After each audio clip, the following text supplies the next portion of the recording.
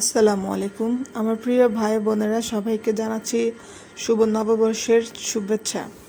তো আজকের এই দিনটাই সবাই উৎসব পালন করে, জানি না হিন্দু মুসলিম কারা কারা পালন করে, তো বাংলাদেশের অধিকাংশ মানুষই এই নববর্ষ পালন করে।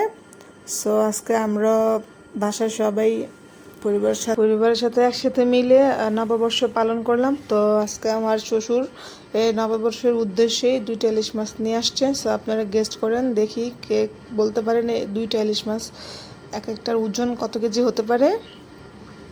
আর যাই হোক, তো আমি ইলিশ মাছগুলো সুন্দর করে পিস করে কেটে নিয়েছি। বিশ্বাস করবেন কিনা জানি না, ইলিশ মাছের কাটার সময় একটা সুন্দর গ্রান আসছিল। আর এগুলা হচ্ছে আপনার একদম পদ্মা নদীর ইলিশ, যার কারণে যখন মাছগুলো ধুতেছিলাম তারপরে দেখি যে তেল বের হয়েছে। আর দেখেন ইলিশ মাছের পিসগুলো এক একটা এক হাত করে, খুবই সুন্দর। তো আমি এখানে 5 পিস নিয়েছি, আমরা ফ্যামিলি মেম্বার 5 জন। তো আমি এখানে অল্প পরিমাণে লবণ, হলুদ গুঁড়ো, মরিচের গুঁড়ো দিয়ে এটাকে ভালো করে মেখে তারপরে একটু বেশি তেল দিয়ে এটাকে আমি ভেজে নিব। কারণ নববর্ষের উপলক্ষে তো সবাই পান্তা ভাত দিয়ে ইলিশ খায়, তো যার কারণে আমি বেশি করে তেল দিয়েছি, যাতে করে একটু তেলও নিয়ে খেতে পারি। আর ইলিশ মাছের তেল খেলেও কিন্তু অনেক গ্রান আসে, একটা ইলিশ মাছের পিস দিয়েও কিন্তু 1 প্লেট ভাত খাওয়া যায় অনায়াসে। তো যাই হোক, যখন ইলিশ মাছগুলো ভাজতেছিলাম মাশাআল্লাহ সুন্দর গ্রান আসতেছিল, গ্রানেই মুগ্ধ হয়ে গেছি আমি। তো যাই হোক, তারপরে এখানে 6-7টা শুকনো মরিচ দিয়ে দিলাম, যাতে করে পান্তা ভাতটা খেতে খুবই ভালো লাগে।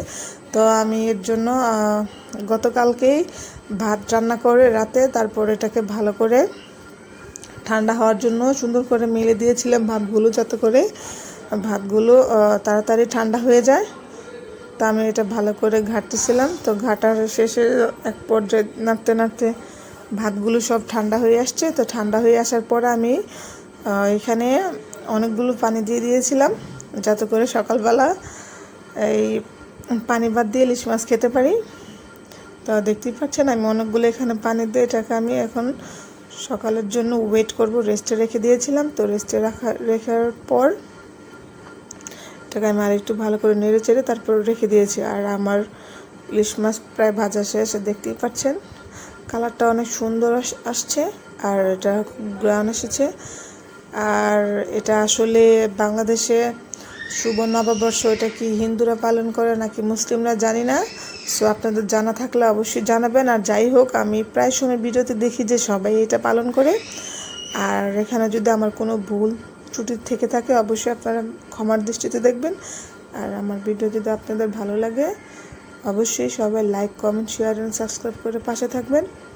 এই বলে আজকের জন্য আমি এখানেই ভিডিওটা শেষ করব। সবাই ভালো থাকবেন, সুস্থ থাকবেন। আর আবারও বলছি সবাইকে নতুন বছরের শুভেচ্ছা, শুভ নববর্ষ।